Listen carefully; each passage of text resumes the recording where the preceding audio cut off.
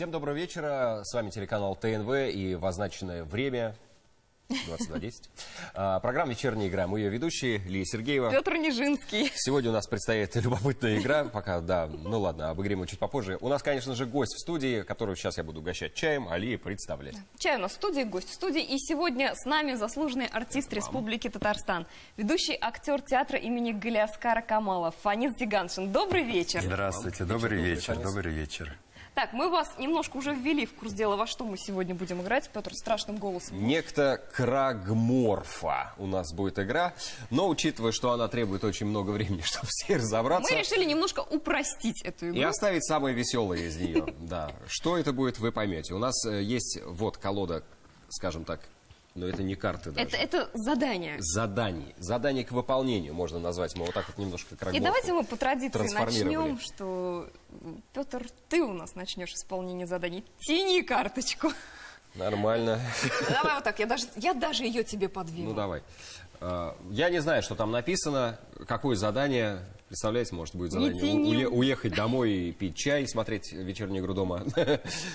Так. Зажми эту карту своим плечом и ухом, не дай ей упасть. Отличное задание, я каждый день его выполняю. Ну да, как-то так вот, в общем. И сколько мне так сидеть? До следующего твоего хода. До следующего моего хода. Ну, или как мы смилостивимся.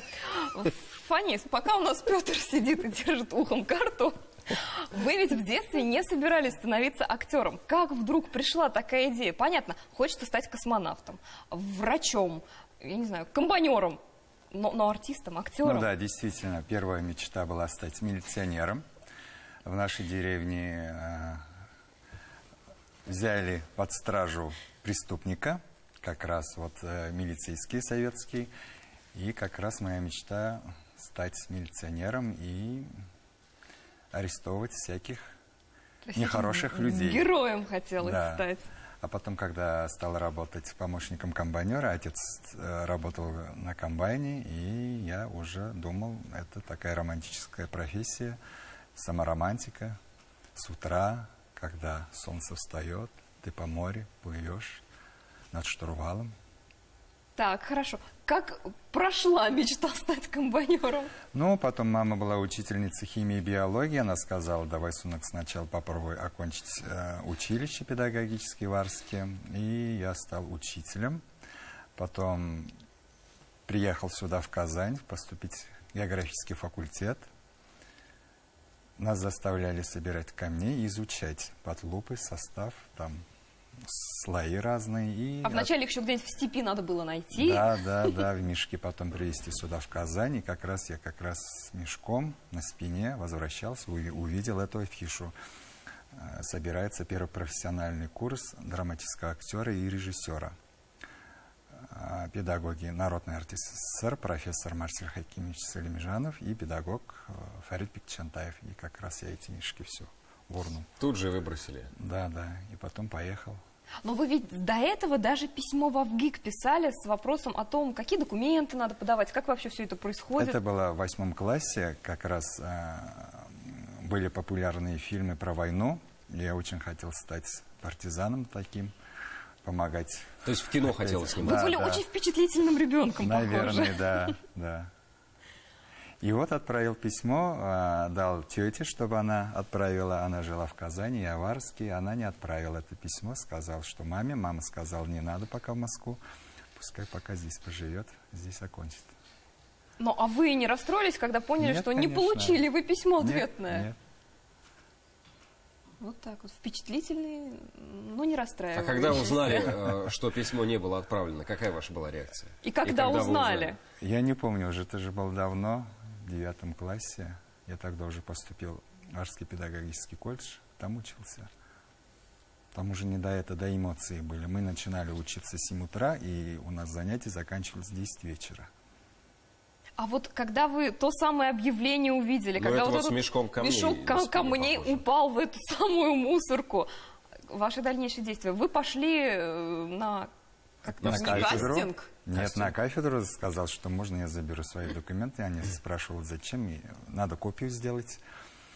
И вот с этими документами я сразу поехал в Институт культуры. И как поступали? Ну, как обычно, 3 тура. Первый тур этюды, потом второй тур собеседования, третий тур уже там сказали, ты прошел. Что читали, кстати, помните? Да, помню, это была басня Габдулла Шамаков. У нас есть такой татарский актер, который писал басни как раз. Читал басню про льва и про зайца. Просто все в основном на русской драме «Ворона и лисица» читают. Ну, это известный факт. Тут про зайцев. Да. И про льва. Вот когда в первый раз с Фаридом Бекчентаевым встретились, какие были впечатления? Ведь говорят, что он умеет ужасы нагнать, если хочет. Нет, он же сам был молодой. Даже его путали, что он... Беляев был тогда ректором. Он спрашивал Фарида, вы тоже пришли поступать? Вы откуда? У нас как раз были собеседования вот в это время. Нормально было все. Без ужасов. Ну, я так понимаю, вы как-то достаточно легко, без проблем прошли все 3 тура и поступили. Какие эмоции у вас были? Когда вот вы поняли, увидели этот список, что вы в нем есть, и вы поступили. Вы знали, что вы пройдете. Как вот ощущения какие? Не знаю даже, не помню.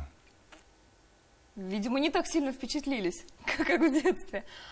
У нас сейчас есть небольшой сюжет про вашу премьеру. Давайте глянем. Вы, конечно, уже все это видели, а мы-то еще нет. «Жан Кисяк Каим. Свет моих очей» – один из первых спектаклей, поставленных в Камаловском театре для только что окончивших Институт культуры актеров. Именно в нем ярко и в полной мере начал проявляться талант нашего героя. Он действительно очень много фантазирует, он придумывает свою роль, костюмы одевает, парики, он то есть меняет, то есть он очень подробно работает над ролью, и, естественно, и на сцене с ним очень легко. Прошло уже 20 лет. Из начинающего Фанис Зиганшин превратился в мэтра татарской сцены. Он занят почти во всех знаковых спектаклях театра. Зрители видят его всегда разным, но всегда непредсказуемым и фееричным. А вот в обычной жизни он другой. Фанис очень своеобразный человек.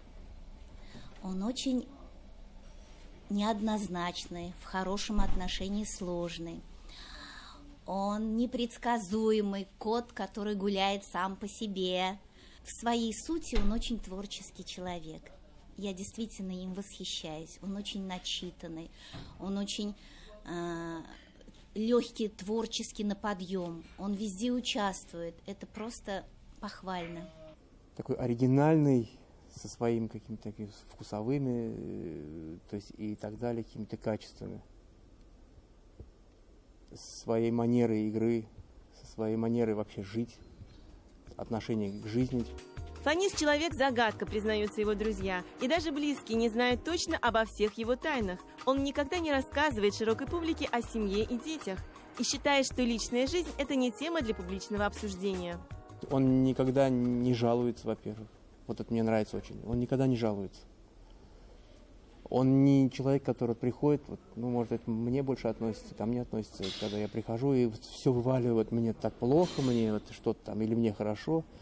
Если ему хорошо, то хорошо, наверное, да, если ему плохо, то есть мы это как-то, он такой немножко закрытый, то есть в этом есть, может, в этом какой-то свой шарм есть. Все, за что не возьмется, Фанис старается сделать на 100%, а то и больше.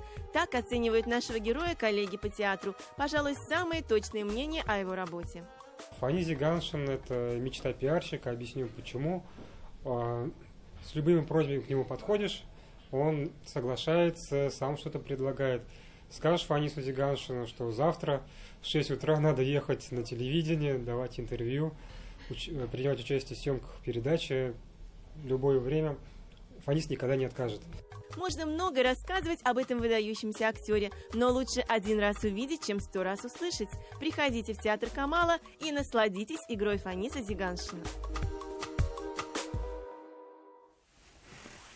Давайте я сделаю то, чего делать, наверное, не надо.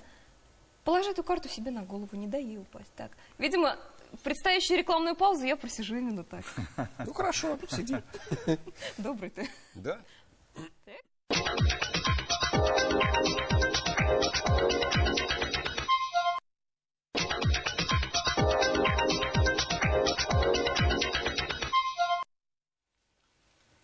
Карту держит пока наша коллега. Зато так осанка тренируется. Вот так она и тренируется. Вот я думала, ты скажешь, вот так и сиди. Да, продолжается наша вечерняя игра. Странная вечерняя игра. Уже карта упала. Уронила. Давайте немножко обсудим сюжет, который мы только что видели. У меня сразу такой вопрос. А не сложно вот быть, ну, как там было сказано, лидирующим актером татарского театра? Ведущим артистом. Там еще прозвучала фраза «кот, который гуляет сам по себе». Вот как раз Гуляет по сцене, сам по причем себе. он гуляет. из-за всё-таки. сцены, и Из-за в гримерке, сцены. я так... Но это приятная, безусловно, нож, но все-таки это и большая степень ответственности. Ну, наверное. Наверное, что Вы об этом не думали. Но это же хорошо, когда человек об этом не думает, Не но думал. при этом он является ведущим артистом, ну, одного из самых известных Я театров. сам не думал о себе. Но Такого это мнения не замечательно. А как вам кажется, без какого качества вас бы не было как актера? Что вот это главное? было. Что делает вас Наверное, актером? работоспособность. Исключительно. Да, То есть трудитесь Да. день и ночь. да. А вот, ну, не Если знаю, будет такое- 1% таланта, то 99% это работа. Такое работа, понятие, как работа, усилия. целеустремленность, например. Упрямство, в конце концов. Упрямство. Ну, это все включается на А вот работоспособность. в юности мы знаем, в детстве даже, ваш папа вас очень необычным способом учил перебарывать свои страхи. Опять-таки, если это не байка. Если это не байка. В музее он вас заставлял трогать экспонаты. Который трогать нельзя. Ну, Да, это да, музей. Да. Было да, такое? Да, было. Папа очень любил музей, всегда водил меня. Даже цирковые шоу, новые программы, когда приезжали из Москвы, всего мира в Казань. Мы специально ездили в Казань смотреть именно цирковые шоу. И по пути, конечно, заходили в музей. Государственный музей, национальный музей был такой огромный, экспонаты там до пожара, конечно. И там стоял вот это как раз муляж. Рыба. Нет, Нет? не рыбы, а самолета. По-моему, это был настоящий, да. И там, чтобы не трогали, не ляпали, туда был проведен ток. Токой. Маленький-маленький. Ну, Там еще и ток был. да. Вот. Я трогал, конечно. Папа сказал, потрогай. Я трогал. Там током так бьет. Классно. Страшно не было? Нет, не было. Щекотно было. А вы были послушным неприятно. ребенком? Ну да, конечно. А вот есть тогда в таком случае какие-то страхи, от которых вы еще не избавились? Боюсь Легко. акул, например. Никак не могу побороть. Акул. Да, когда бываем около моря. Ну, или в нашей море. полосе Ну да, сложно как бы в средней перебороть полосе. этот страх. Какое счастье, что нет сухопутных. Наверняка вы просто смотрели очень много фильмов про Наверное. Жака Ив Кусто Наверное, и да. «Челюсти». А вообще фильмы любите смотреть? Конечно, люблю. А есть любимые? Кроме Да, как про войну и есть. партизан. И акул. Есть. Вот «1+1». Так, французский фильм. Потом, ну, знаете, люблю все фильмы Шукшина, начиная «Калина красная». И потом, когда мы учились, Фарид Бекчантай всегда у нас устраивал просмотр фильмов. Феллини все фильмы просматривали. И самое любимое вот «Дорога», фильм Феллини. А есть какой-то фильм или какая-то книга, которую вам бы хотелось перенести на сцену Камаловского и, ну, естественно, сыграть в этом спектакле? Да. Это писатель Нурихан Фаттах «Пока течет идти река». По этому роману как раз снимали фильм Булат Мансуров. Назывался этот фильм «Теплый ветер и Булгар». Это сериал, как раз в одной серии рассказывается эта история. История тут тоже главного героя. Очень хотел сыграть вот этого героя. И мне посчастливилось. Все, потом мечта у меня не осталась. Ну, раз уж мы об этом заговорили, у нас есть возможность сейчас увидеть как раз отрывок этого фильма, так что, пожалуйста. Татыш, Это ты? да, Кто ты? я хочу, чтобы ты был здоров. Неважно, кто я.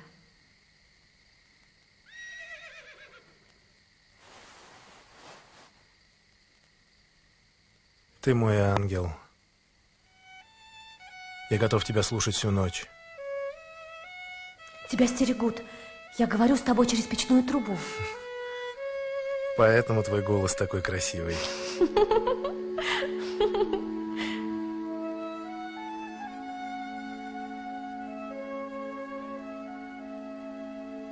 я доверю тебе тайну. Я собираюсь бежать отсюда. Я боюсь. Я пойду, кто-то идет. Не уходи. Не уходи. Немного поговорим. Сюда идут. Я ухожу. Не уходи. Еще немного поговорим. У тебя вчера болела голова. Теперь не болит? Нет. Не болит. А плечо? Я здоров. Мне жить, скакать на лошади хочется. Помоги мне. Кто-то идет, я боюсь. Я ухожу.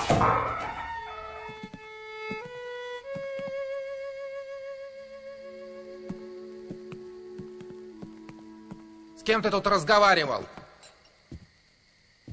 Я тебя спрашиваю, с кем ты тут разговаривал? С ангелом. Как пророк Мухаммед. Не богохульствуй, неверный. Добро пожаловать вновь к нам в вечернюю игру. Замечательный отрывок из фильма мы сейчас вашего увидели.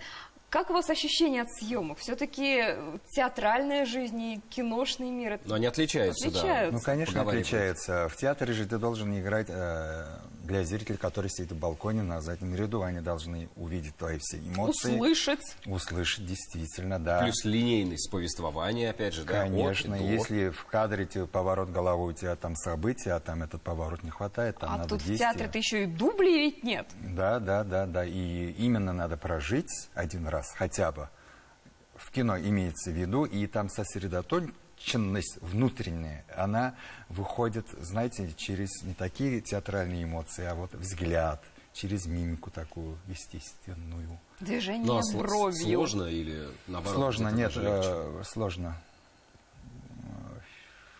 То есть кино тут все это эмоции как-то микромоменты тоньше. какие-то нужно да, показать. Да.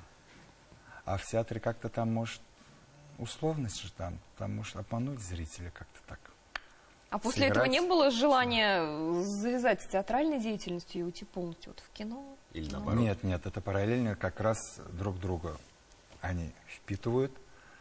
То же самое вот наша беседа, это тоже часть актерской профессии. Поэтому для меня это такого выбирать одну из них не было такого. Но вот принять участие еще в съемках какого-нибудь фильма хотелось бы. И если хотелось бы, ну я думаю, хотелось бы, то какого? Ну, у нас параллельно идут съемки вот Барыкина и Юха. Мы выпустили сейчас неотосланные письма, как раз по заказу ТНВ. Параллельно идут съемки с удовольствием. Ну, а вот прям художественный фильм, я имею в виду, может быть, даже жанр какой-нибудь, драма это будет, комедия. Ну, драма, наверное. исторический. Драма, нет драмы. Драма, я люблю драму. А почему драму Не любите? знаю. То есть, чтобы вот эмоции так на Драматический На взрыв. такой фильм. Так, ладно, любите драмы, а хочется играть все-таки героя такого позитивного, который всех спас, или злодея, который... Или вот такого вот парня хотелось бы сыграть. Да, вот такого красавца Ну, злодеев, лысенького. Сыграть лучше. Просто, то есть, Ну да. не знаю, мне Злодея играть проще? кажется, проще, да? Почему? Не знаю. А мне кажется, положительному герою играть проще. Но хорошего злодея, если покопаться там, узнать, он, если был раньше хорошим это же парнем, проблематика, да, вот именно. потом была какая-то ситуация, он стал злодеем, может найти вот этот переломный момент, тогда, конечно, интереснее. Сложнее, может быть. А вообще много вы в героев добавляете вот и лично себя, вот именно Конечно, Фаниса Зиганшина? начинаешь искать здесь у себя сначала, потом туда как пластилин возьмешь белую, потом зеленую, черную добавляешь. Ну Так хорошо, и лепишь. а если вы себя вкладываете в героев, то герои на вас не отпечатываются? Сыграли вы на сцене злодея, вы ходите за кулисы и начинаете всем хамить, например. Нет, конечно. Пакет молока мне быстро. Быстро, я наверное, сказал. байки такие, я не знаю. Не бывает Это же профессия, ты же одеваешь маску, сыграл с 7 вечера до 10 вечера, потом снимаешь. Ой, кстати, мне вспомнилась тоже старая театральная байка, кстати, про вас. Это правда? Давай перед байкой сначала мы попросим гостя карточку А. вытянуть. Давайте. Давайте. Все-таки каждый уже вытянули. Так. Чего там пишется-то? Так, скрежет зубов. Так, можешь говорить, но не разжимай зубы. Не разжимай Так, зубов, нужно всё, будет говорить. можем заканчивать, я так чувствую, программу. нашу Задавай сегодняшнюю. вопрос теперь. Так вот, Дайте я чай попью. старая Давайте, театральная подготовимся. байка, что перед тем, как выйти на сцену и играть какую-то роль, вы собираете вот эти гвоздики, которые остались после монтировки сцены, складываете в карман и играете уже с ними. Это байка.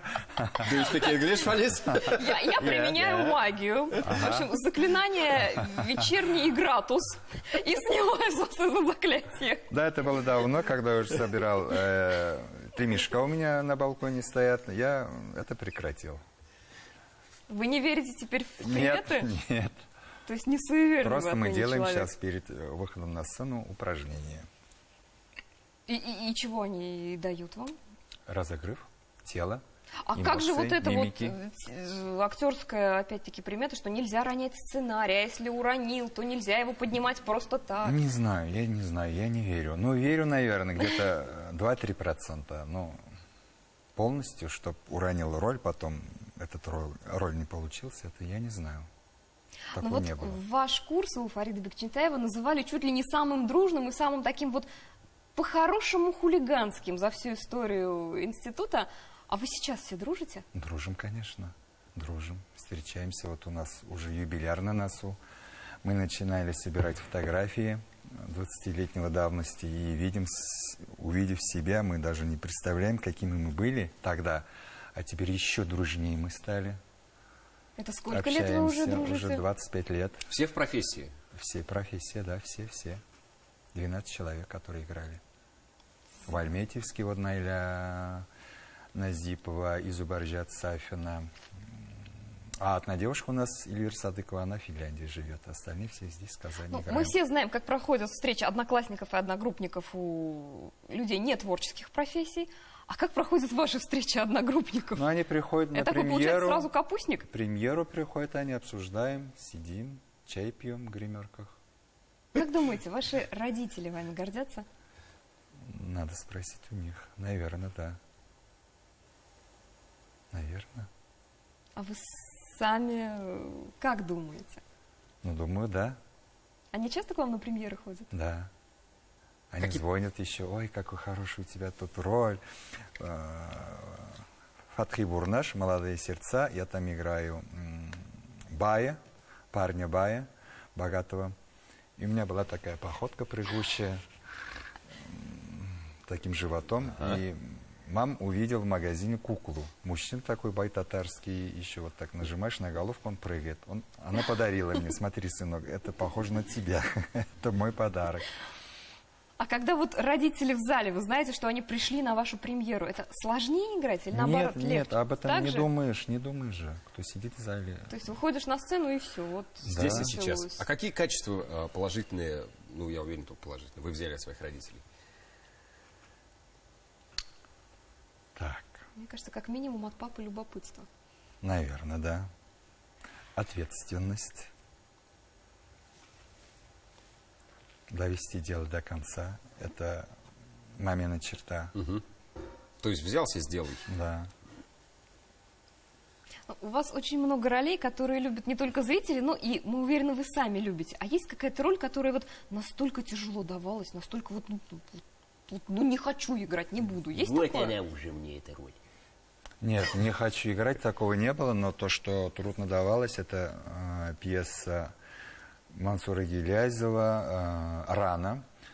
Там как раз мой герой возвращается из войны, он изуродованный. Родители не признают, не узнают его. Он заходит в дом, он горел в танке.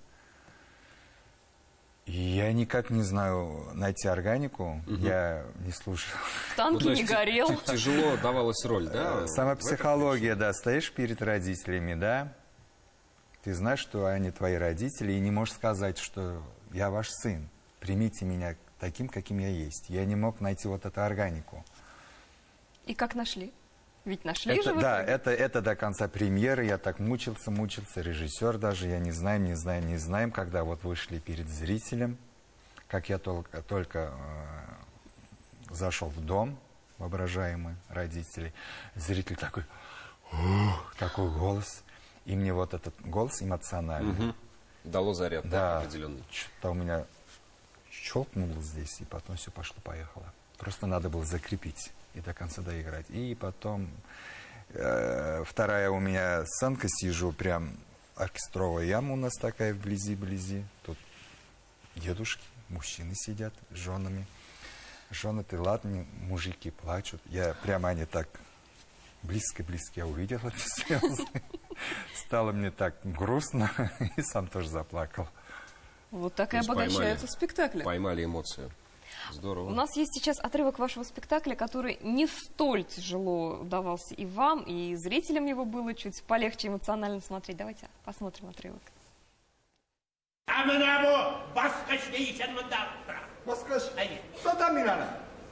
Benim kıyma var şu yapma. Ya kayısı yap satıp sömeyim. Dünyada illa baskış pazarı diye pazar var mı?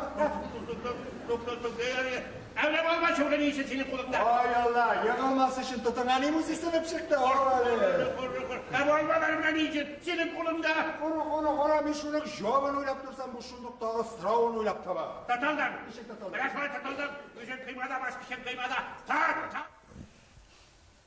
Ваш герой Хаджан Насреддин, мы тут засмотрелись немножко на спектакль, о себе говорит, что он возмутитель спокойствия. Вообще такой вот бурю в стакане воды наведет с легкостью. А вы сами такой? Нет, я спокойный. Я же вот сижу, паинький мальчик. А может, вы притворяетесь? Вы же все-таки актер. Нет. Может, вы сейчас тут выйдете и как начнете беспорядки наводить? А вы... Не дождетесь. Сложно вас из себя вывести, кстати? Сложно. Будем пробовать? Давайте, с удовольствием. Давайте пока про вашего героя сейчас. Ваш герой, опять-таки, Хаджан Насреддин, про себя говорит... Секундочку. Высуни язык и не убирай. Как-то мне кажется... Ну, я так чуть-чуть тогда. Так и сиди. Так вот... Прекрасно смотришься. Если ты бы еще так глазами, ты раньше часы такие были, котята. Хватит. Сиди пока. Так вот, ваш герой Хаджан Насреддин про себя еще говорит, что тот, кто ссорится с супругой, со своей любимой, тот себе годы жизни сокращает. Вы следуете этому совету, что не стоит любимую жену сердить? Нет. Дольше проживешь? Конечно, не стоит. Не стоит? Да. Жить в дружбе и взаимопонимании. Так, хорошо. Но все-таки интересно. А что вас в людях раздражает, что вы прям вот можете взорваться? Есть какие-то качества? Вы просто очень спокойный, нам хочется понять, где это спокойствие заканчивается. Где-то же оно должно закончиться. Я тоже хочу это понять. Так, то есть не было еще такой ситуации, что вы топали ногами, рвали и метали? Нет, такого точно не было. На ногу вот вам наступили, например, и вы это скажете... же бывает совсем. Здорово. Нет, зачем, Можно когда ждешь человек и опаздывает. Непунктуальность вас раздражает. Может, да. Но не раздражать неприятно просто. А сами не опаздываете? Ну да, я... Пунктуальный человек. Могу сказать, да. Вот просто интересно, обычно актеры, они люди такие, достаточно взрывные. У вас, видимо, вся вот эта вот огнеопасность уходит на сцене. Наверное, да. Там я оставляю все эмоции. А дома вы какой? Ну, так сижу, паиньки. Спокойно. И все. И чай пьете, да? До свидания, все. И ушел. Однако. А папа вы строгий? Не знаю. Так, это, видимо, надо у детей спрашивать. Да. В следующий раз приходите заходите. с ними. Гуськом тут. Ладно, раз Петр у нас посидел. Так. Да вроде нет. Сидим. Зажми эту карту под мышкой, не дай упасть. Ну ладно, не худший вариант. Мы немножко тут говорили о поэзии, и мы знаем, что эта тема вам очень близка. Да, вы любите стихи? Да, очень люблю. А сами не пишете? Нет, не пишу, но зато всегда приглашают меня на встречи, на юбилей поэтов. То есть почитайте именно стихи? Да, это сама такая стихи, такая... Какой любимый автор у вас? Так, у нас татар, Такташ и Тукай. 3 Т. Да, 3 Т. И какой из Т любимый? Ну, конечно, наверное, Тукай. Yıllar ötüp bara торгаш картайсам да, бөкрем чыгып бетсә дә, хәлдән тайсам да, күңелем минем япь-яшь калыр, һич картаймас, җаным көчле булып калыр, хәлдән таймас. Күкрәгемдә шагыйрь утым саумы, күтәрәм мин карт булсам да уртауны, күңелемдә көн һаман яз, Хаман да яз, шағир көңілінде қыш болмай да қар яумай. Болмамын, yok, қортайсам да шын қартқа. Би отырмам тек юқ бар тілек тілей. Мінмәмін Құдай қошса меш башына, шиғырлерден келер меңа керек жылы. Жырлы өлермін мен өлгенде де, дәшми қалмам Ғазраилні көргенде де. Біз кетебіз, сіз қаласыз деп жырлармын, жәсәдімні туфрақ бірлі көмгенде де.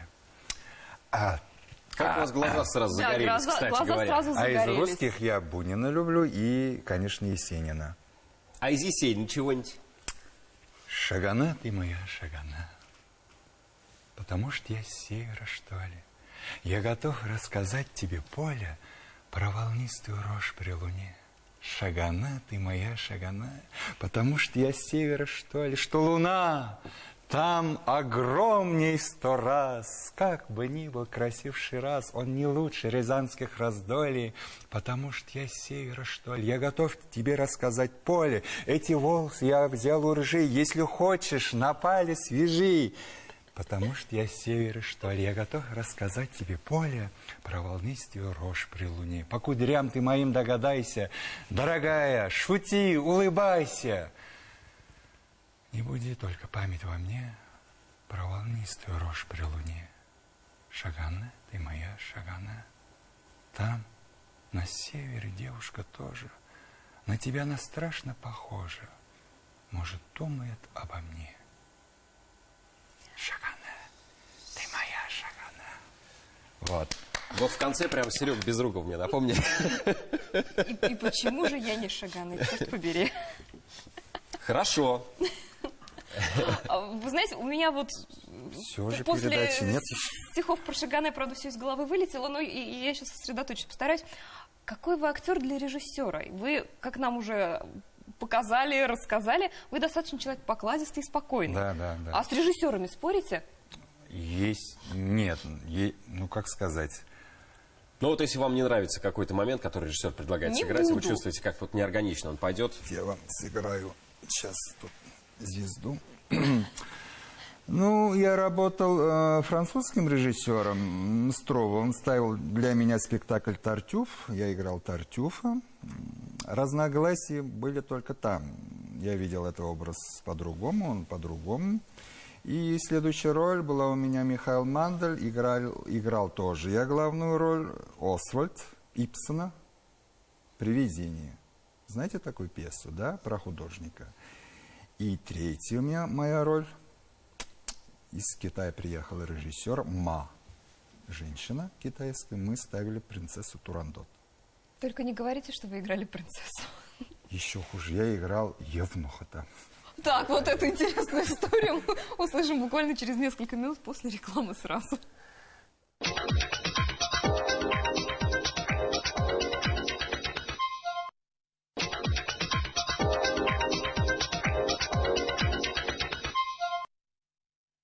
До рекламы мы тут затронули одну очень интересную тему. Вы нам до этого рассказывали, как вы входили в образ солдата, который вернулся с войны, находили в себе какой-то отклик к этой роли. Неужели ты задашь этот вопрос? А я его задал.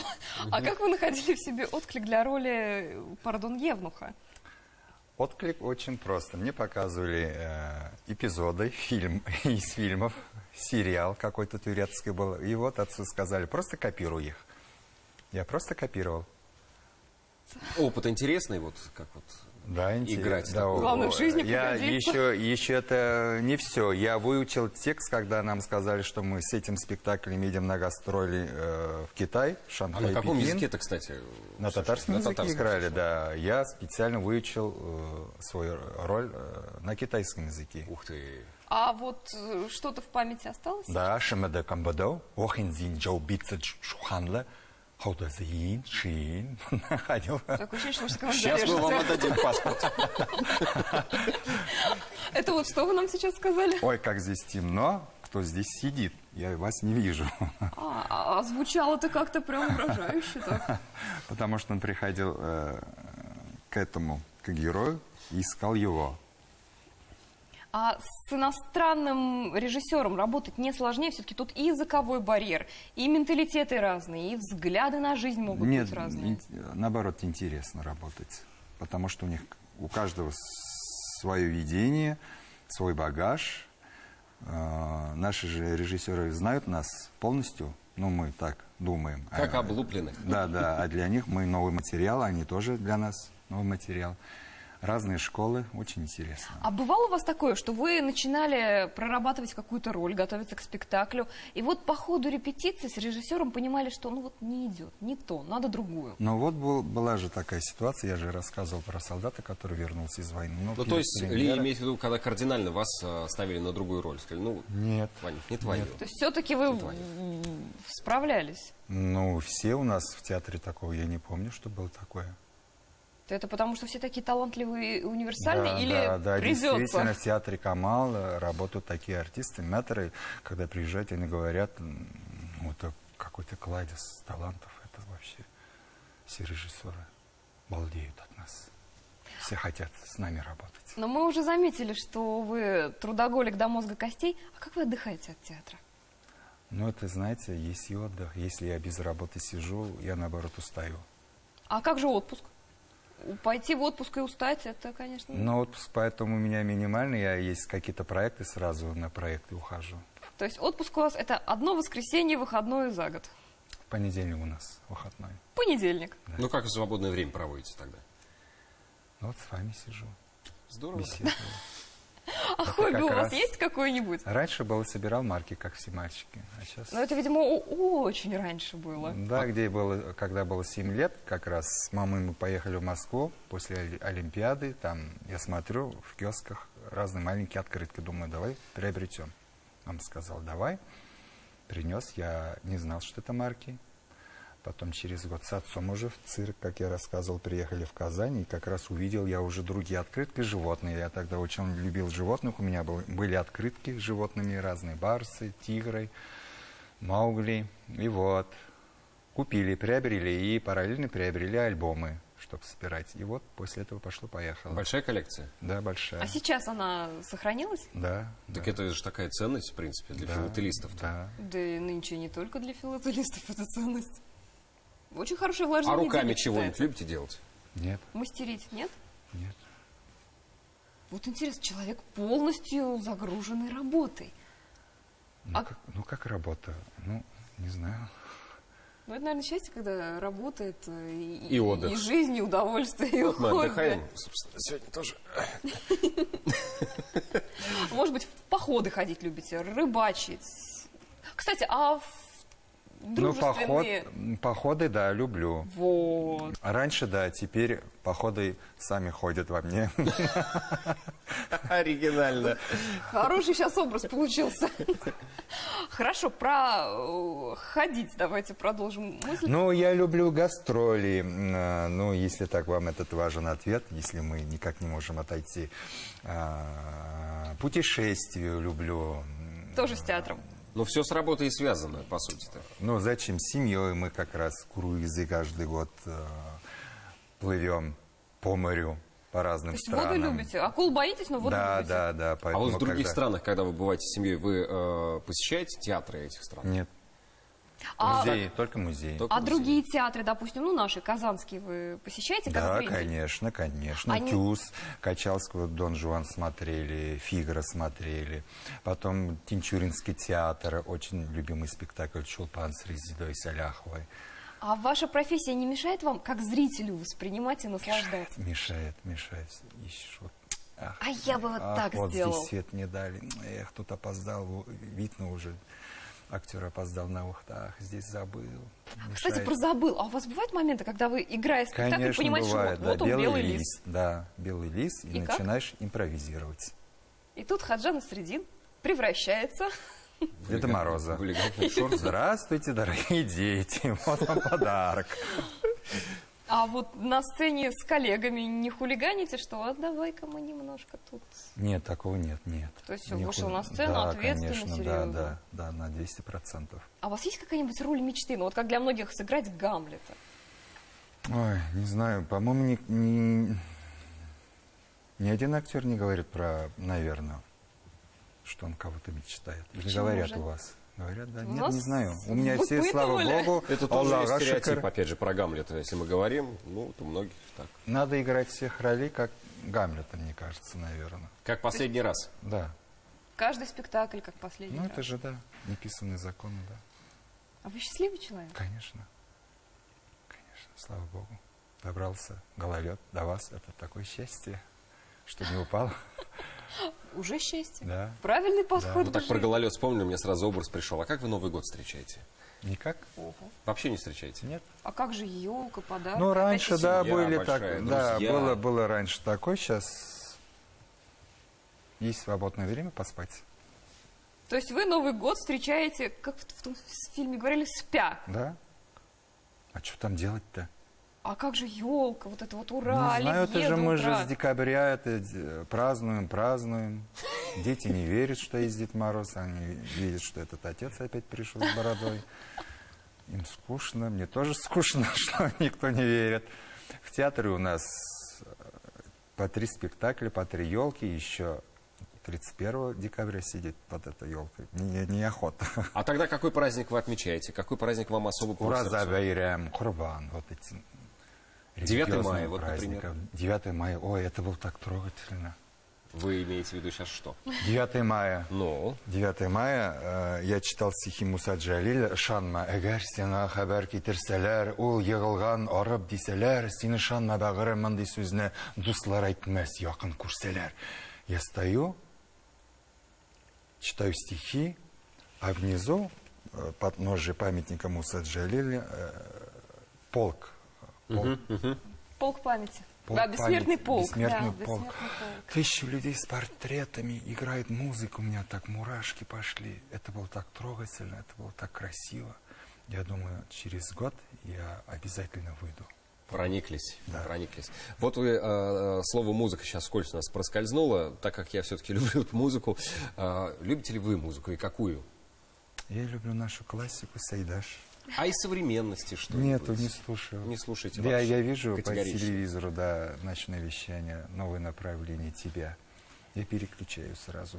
Мне Это самый не лучший интересно. комплимент, который я услышал за время ведения программы. А сами не сочиняете? Нет, конечно, у меня слухом 0. Да, действительно, все, как я начинаю петь, все артисты ржут, коллеги. Ну, так актерам же нужно тоже С иногда оркестром. петь, роли такие попадаются. Ну да, Как вы с попадается. этим? Я еще на гитаре играл, пел. Моя партнерша говорит: Алсукаймова, Фанис, может, ты не будешь играть на гитаре, а то я из тональности выхожу. Ладно, только буду петь.